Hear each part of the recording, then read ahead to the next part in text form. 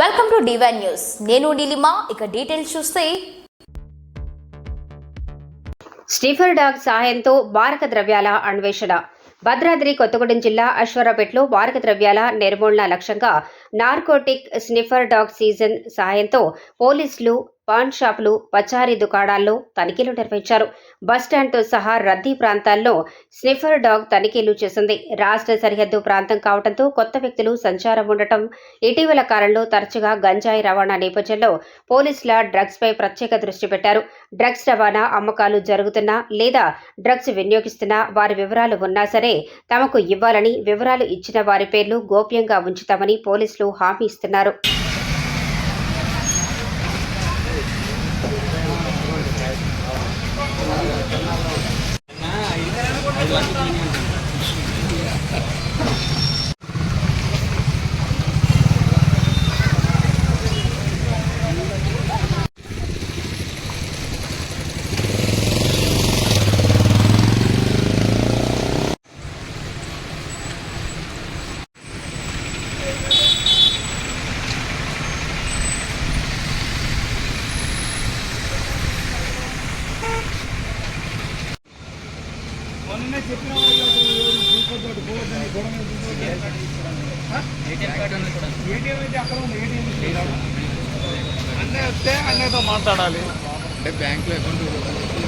Latest update కోసం ఇప్పుడే మా ఛానల్ ని లైక్ చేయండి, షేర్ చేయండి, సబ్స్క్రైబ్ చేసి గంట సింబల్ ని క్లిక్ చేయండి.